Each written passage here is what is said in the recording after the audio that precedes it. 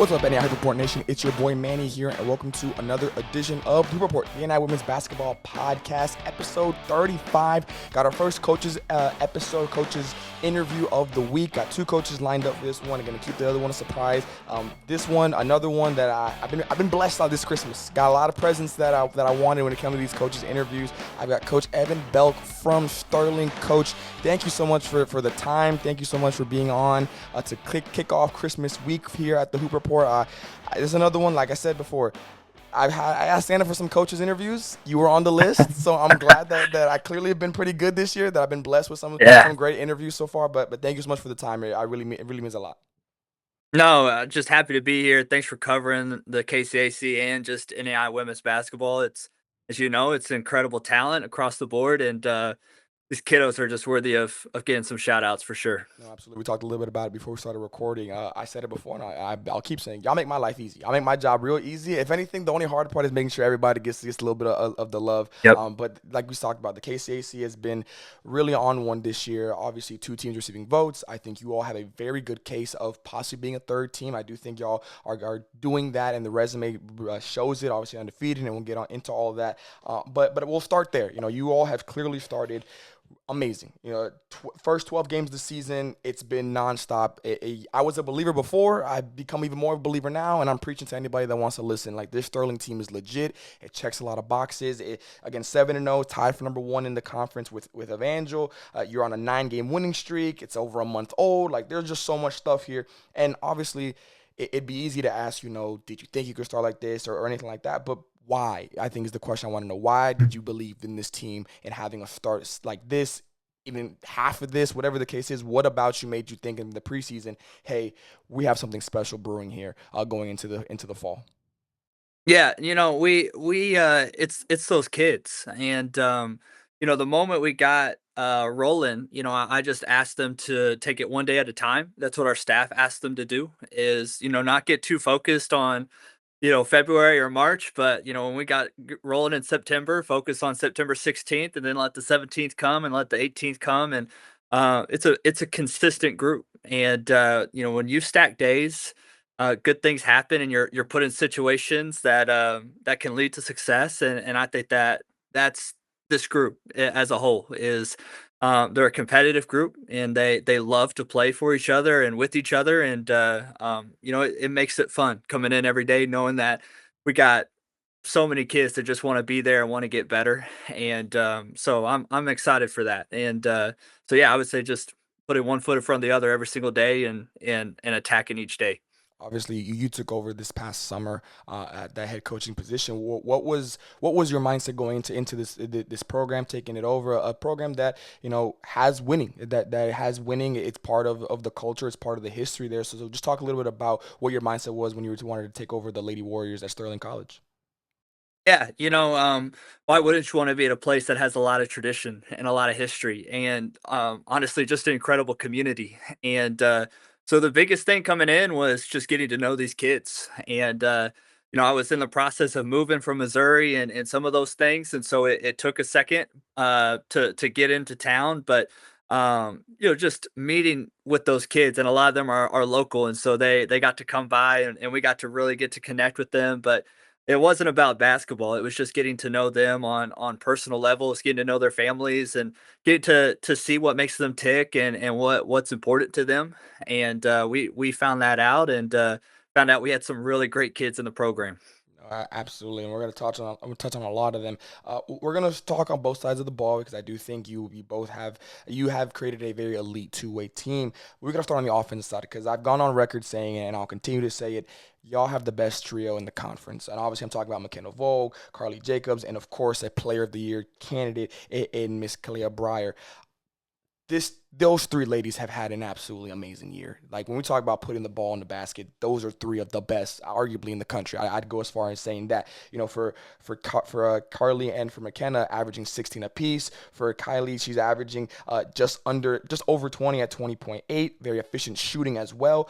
But I want to know, when you have three offensive scorers like this and just walking buckets, that's what they are.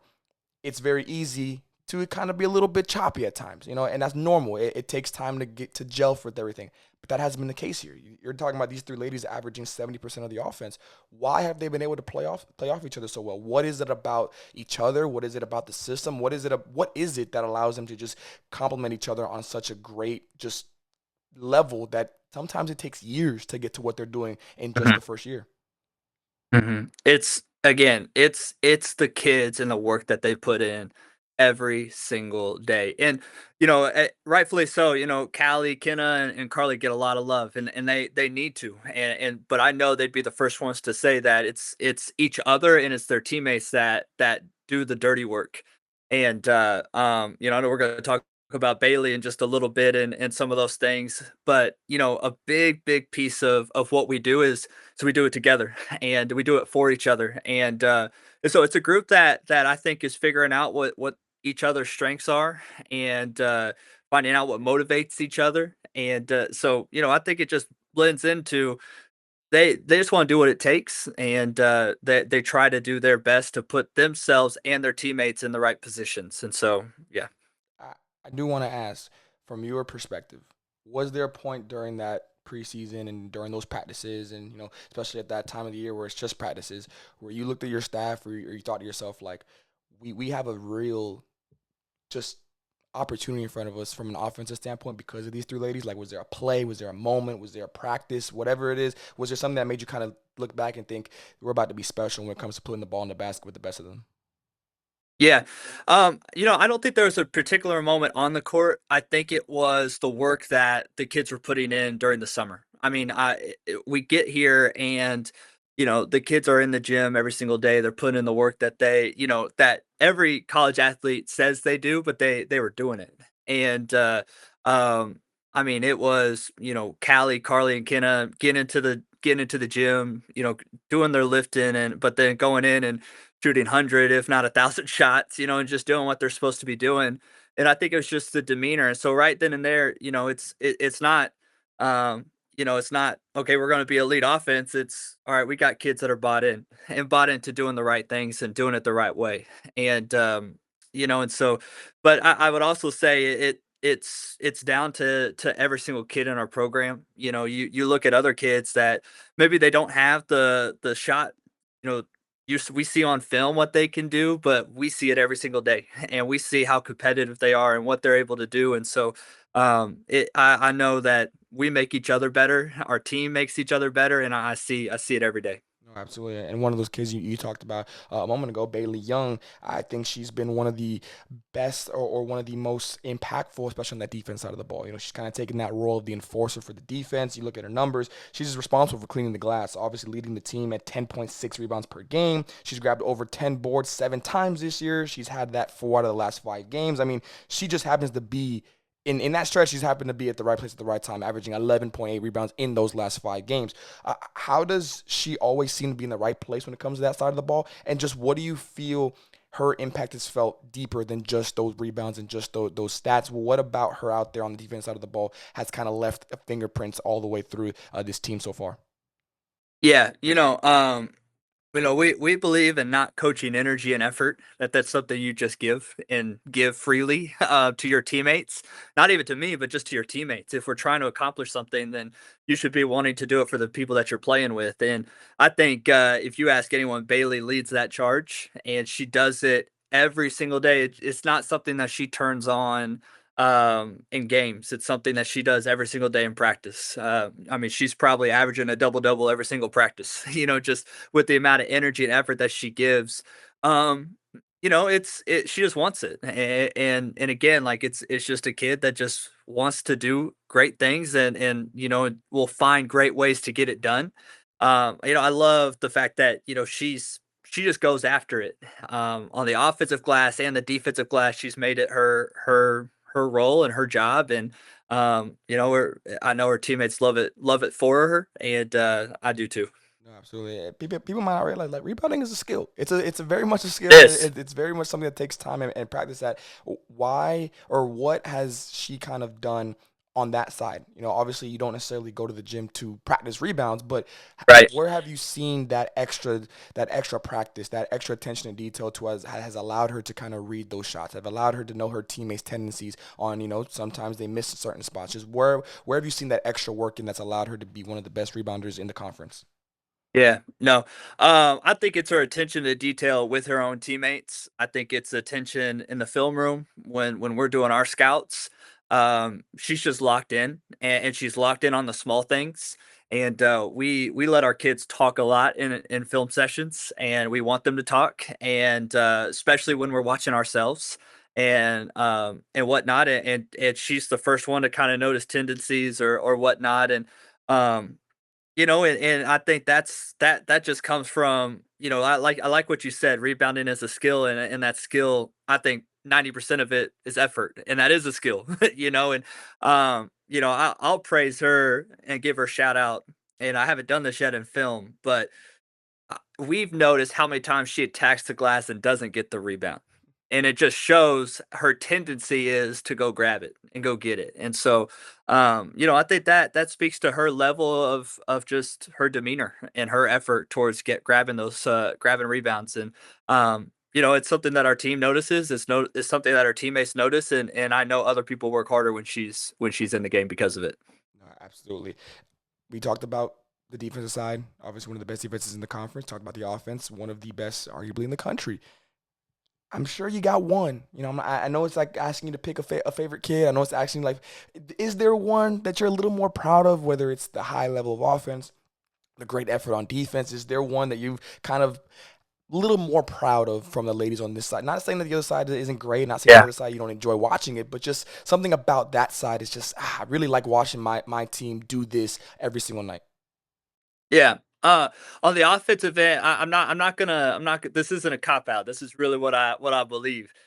It's both for two different reasons. One, on the offensive end, it's the aggression that they play with, and on the defensive end, it's the mindset that they have. And so, on the offensive end, it's not just aggressive from three people. It's aggressive as a unit, and that's something that we preach. And being aggressive with every decision that we make, and I know that's their mindset. And then just the togetherness that they play with on the defensive end, the communication that it takes, and just they're bought into playing both ends of the floor, and it takes both, especially in our conference, how deep and how tough the KCAC is.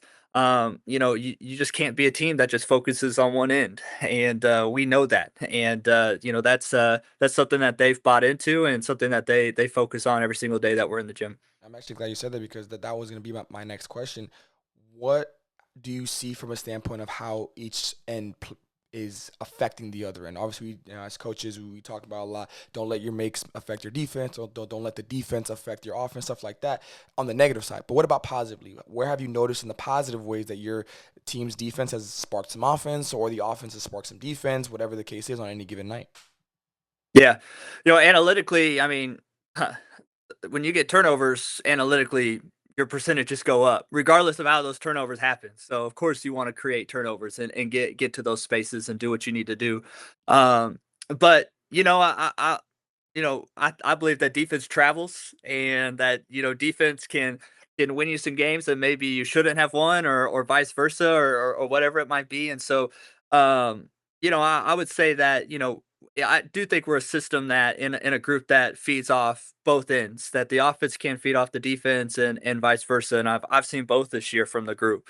But more than offense or defense, it's effort and just bringing it every single day that we can. And I'll go back to the consistency part, and not just competing on games, but competing in practice. And I think that's something that this group does just insanely well right now. Absolutely. Looking ahead here to the rest of the season, you have one non-conference game left on the 30th, and then once you come back in 2026, it's straight KCAC play. It's straight all about conference, all about teams that you're going to see multiple times. Some you've already seen, obviously, already this year.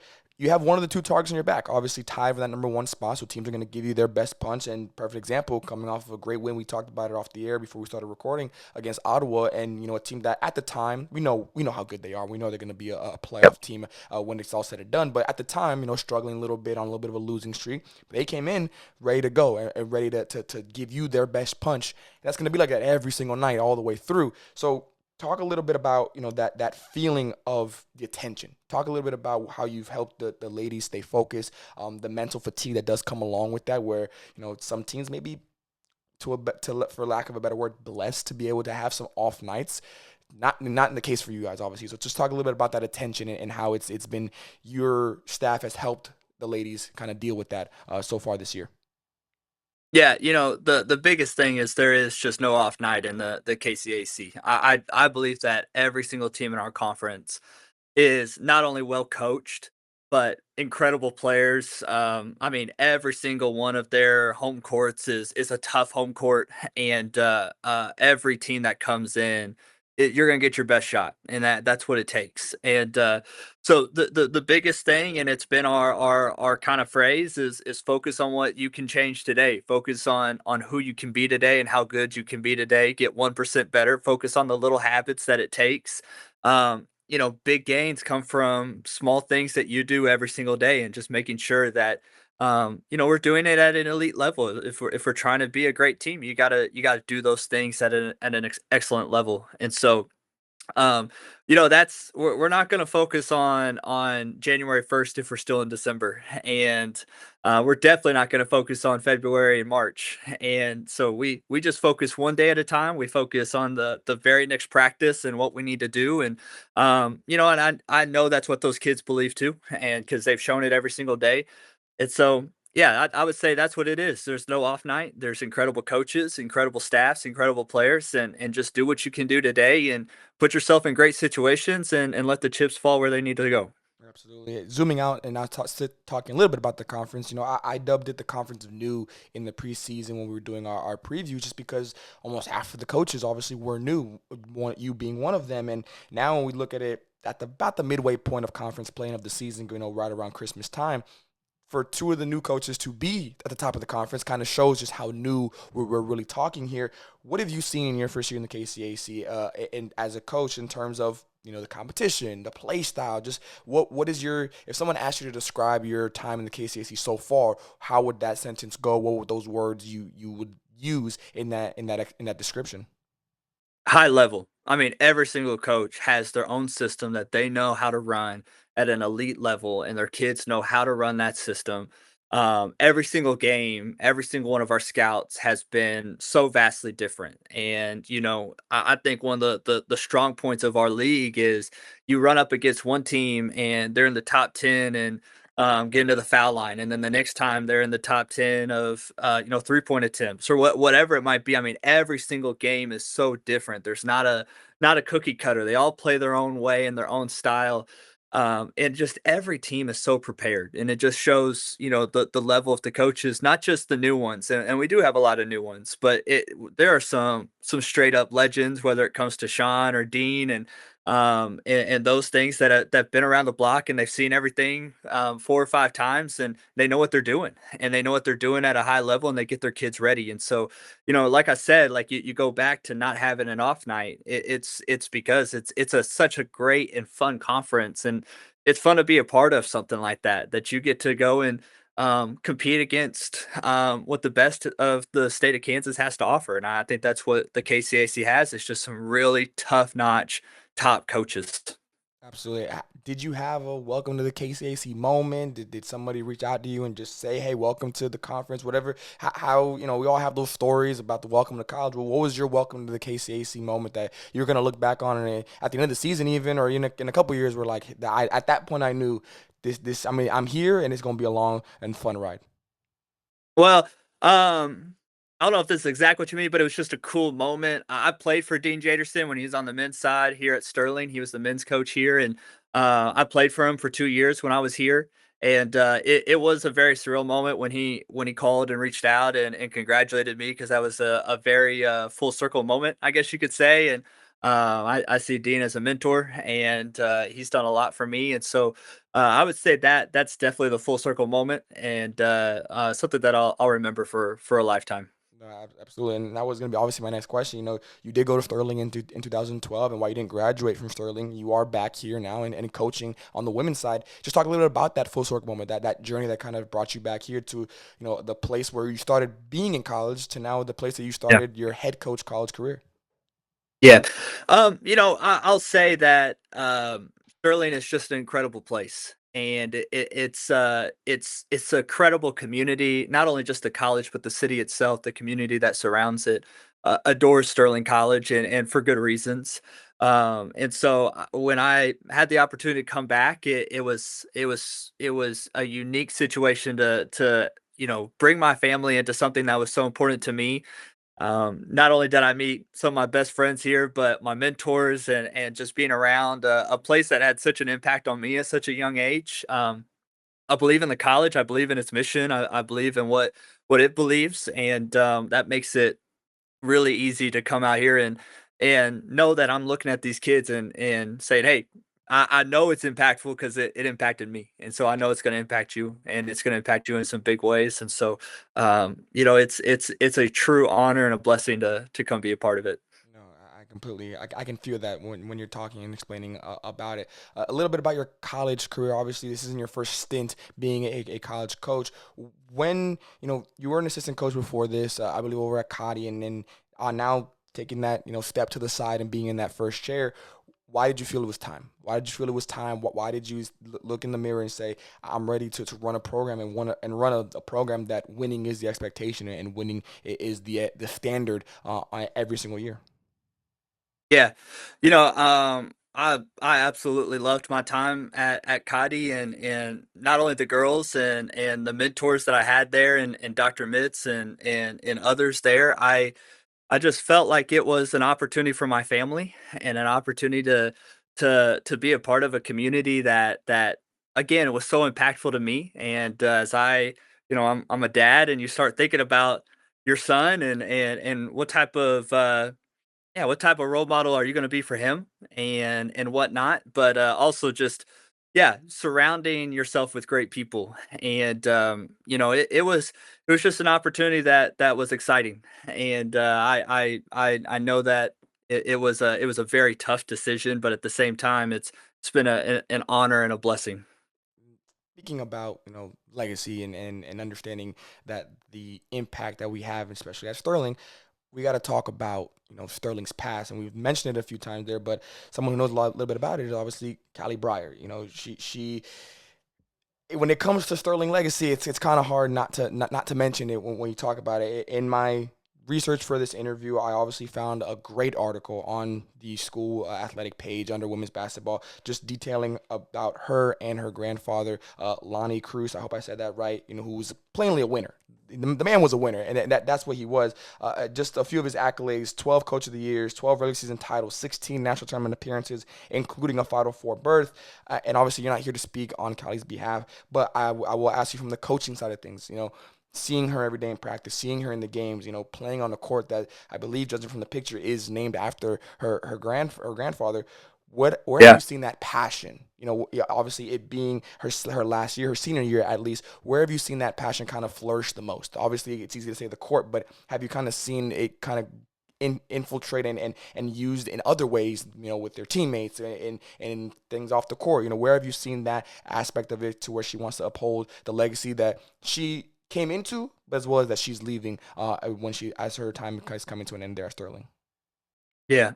Yeah, I'm glad you mentioned that article because it's a great one, and I think if you have time and wanna cry a little bit, I think it's a good one to read. But I also, uh, you know, we got a chance to build a relationship in the summer, and it was so apparent that she just absolutely loved basketball, and I knew where it came from because she's so open with it. And she plays with a lot of joy. She plays with a lot of passion, and she plays with a smile on her face. And um, I mean, that's just Callie, and that's how I've known her. And so, um, I think that, I mean, she just comes in and talk about a kid that wants to just put in the extra work and do the extra things. it's not just her, it's the entire team, but I know that when she's getting those extra reps, she has a smile on her face, and she just loves being out on the court, and she loves the process that it takes.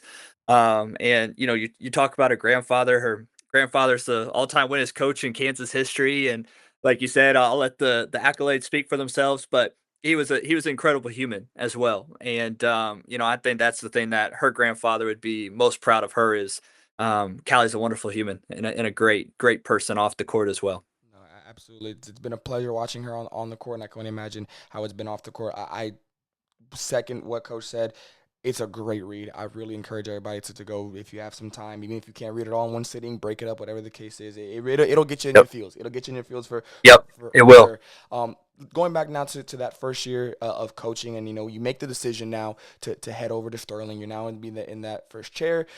First thing up, you gotta build a team. You gotta fill out the roster. And what was that process like? Obviously, I've had a few first time coaches or new coaches, I should say, on already, and each one has a different process. Each one goes about it differently. But what was your process? What was that process like when you're going out and I've gotten my job now. Now I want to go out and find, like you said, not just great players but great people to for that foundation that I'm setting now for Yeah. the next few years.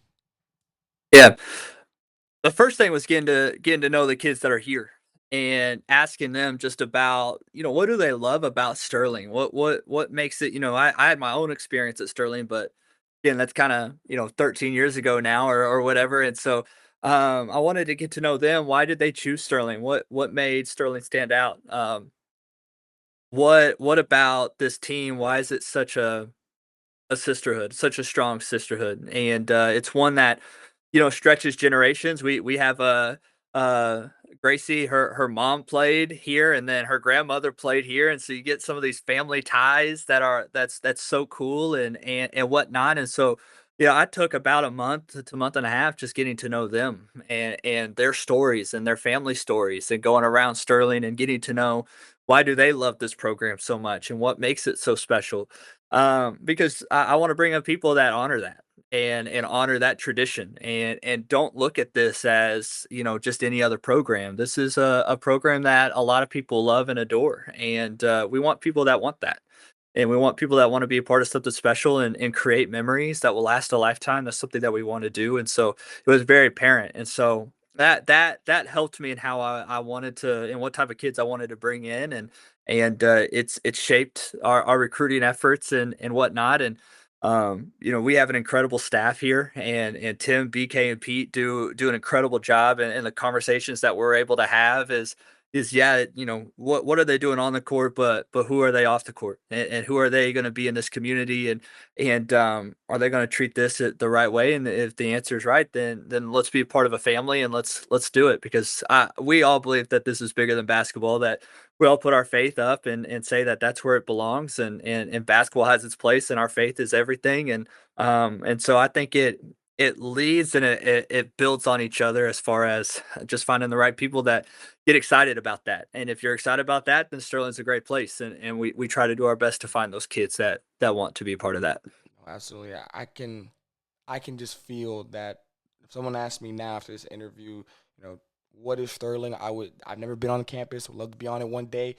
Legacy. Like that just sounds that's the word. That's probably the Mhm. best way I could describe it. And so with that being said, you know, you did bring in some great players. You did bring in some people who clearly honor that, and it's a big reason that you all have gotten to the start that you have gotten to.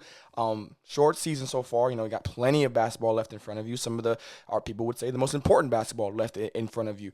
But Correct. at this point, it is the holiday season. It is time to kind of look back and reflect on how far we've come.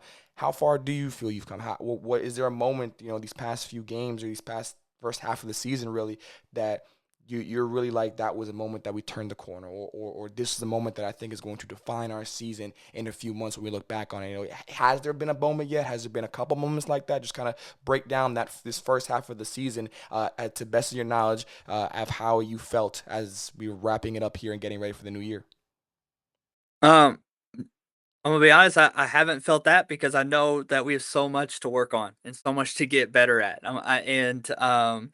Uh, I know that our kids feel the same way. And I thought the most important thing is, and the most exciting thing is just how how sad wasn't the right word, upset's not, just bummed that they had to go home for a little bit, and I think that's everything because you get around Christmas and you can overlook some stuff and as far as, the type of effort that you're giving in practice, and we never felt that and whatnot, and I know these kids put in the right work, but, we got a lot to work on, and I think you hit it. The most important basketball is the next game, and, making sure that you're getting better every single day that you can. And so, yeah, I'm sure there'll be a reflection time after the season or whatnot. That's when I'll reflect. But I think right now it's just we have an incredible group of kids that I love, and our team loves, and our staff loves, and I'm blessed and grateful to be a part of that. And then I just it's about doing today what we can to get better, and just not being satisfied with where we're at. And just, focused on the process. Absolutely. And two more questions here for you. We'll do a little reminiscing now, just because obviously, like I said, it's going to come out. It's the week of Christmas, it's Monday when people are watching this, and I'm sure obviously your team's going to watch this. So yeah, we'll give them a little something to talk about. Sure. Do you have? Can you tell us a funny story from these first few months of the season so far? Whether it was a practice, a film session, a road trip, is there something that you if you say right now, you and I'll laugh, and you'll probably have your entire team laughing too as they watch this interview or wherever they are. Yeah, they love to send me funny reels of coaches being animated, and I think that's hilarious, and they'll like them and they'll send it to me, and I'll just be like, yeah, you might as well at me next time or whatever it might be. I love that, and then they use my iPad for the music during practice. And they use my Apple Music subscription, and so now Taylor Swift is on my top played, and I don't think Taylor Swift was played for the past 12 years that I've had that account. So, um, yeah, what gets them hype? Would it get me hype? But you know what? It'll get me hype if they keep doing what they're doing. So, and working as hard as they do every single day. So, yeah, those things. They're a group that loves to have fun, and they're a group that enjoys car rides and enjoys being with one another. And I'm glad that they're a group that knows when to turn it on and knows that basketball is not everything and knows that there's a whole life outside of basketball and a legacy off the court. We've talked about legacy on, but there's a legacy off the court as well, and that's what we want them to know. And so I love that they know when to turn it on and turn it off. No, absolutely, and that's how we're gonna end this interview is with that word legacy. And people think about legacy, the past, what you've done, what you've left behind you, but it can also be about the opportunity in front of you. And we've talked about it. The best basketball is yet to be played. We can talk about the rest of conference, postseason, all that kind of stuff. So there's a legacy in front of you that I know you feel, and I know these ladies feel that there's an opportunity to do something very special here at Sterling. So what is the mindset like when you have that, in front of you? We obviously, you don't look past the next day, but it's human nature to look a little farther at times and just kind of get caught up in the moment. So how do you keep the ladies focused on that legacy that's in front of them, that they have the opportunity to go out and get? We talk about control what you can control. They can control that legacy. So just talk a little bit about that mindset, about Mhm, those days that they might get a little overwhelmed. Patterson might not be going great. They might not be playing mhm. great in a certain quarter or a certain stretch. Just talk a little bit about resetting them and bringing them back to, hey, understand, yes, it's a lot in front of you, but you've done it. You've already done so much. So don't get overwhelmed by what's in front of you. Yeah. I think about legacy a lot, and I think of how my dad handled it. My dad told me from a very early age that, of course your faith is everything, and whatever you decide to do it, you better do it with excellence and do it to the highest level that you can.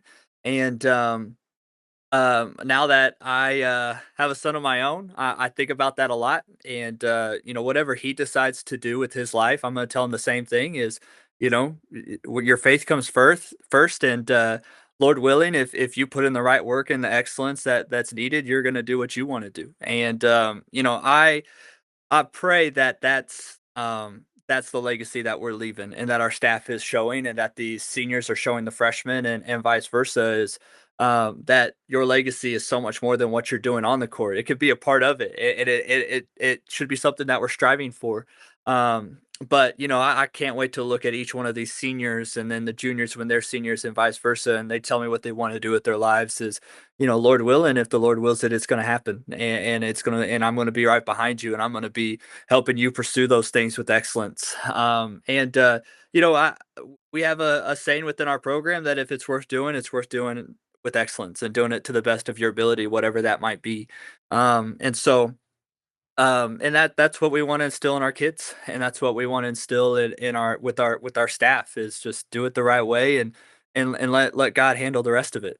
And I'm very blessed to be a part of a group that I know believes in that the same way, and the college believes that that's the way it should be done. And so, yeah, No, this has been, and I think it's so fitting that it's supposed to be a basketball interview, and we talked a little bit of basketball, yeah, but it really yeah, wasn't. It really wasn't. It was about bigger than basketball, and I can get that feeling just from being here and talking to you about it. I commend you for doing that and letting the ladies know, like, hey, this is opportunity bigger than the sport. We talk about it all the time, and I do think sometimes people say it because it's a cliche and it sounds cool to say, but I can tell that you all believe it, you all live it, and so I just commend you for that. I thank you for joining me to talk yeah, about the best kept secret. I feel like in the NAIA is the Sterling team, and it won't be a secret too much longer. I'm just letting y'all know. I'm just letting y'all know. I'm buying some real estate. I've called yeah. some people in. I might be moving into Sterling Town. Do it. I'm all Come do for it. it. But I really do appreciate the time, Coach. It was again, Christmas list checked off that one. It's been Man. a blessing to be able to talk to you this week. And I'm glad that I'm gonna know we're gonna do this again in the future for sure. Yeah, appreciate it, and just shout out to you and just giving us not just Sterling today, but all time women's basketball light. I mean, we all see, and I know you're on Twitter just as much as I am. Watching NAIs beat D1s or D2s or competing at a high level. Whatever it might be. There's some straight hoopers here, and there's some incredible stories to be told here. And so shout out to you to shining a light on those kids. No, I appreciate that. Shout out to all of you for joining us on this episode. We appreciate it. We hope you guys liked it. Hope comment, like, and subscribe. And we'll catch you on the next one. Peace.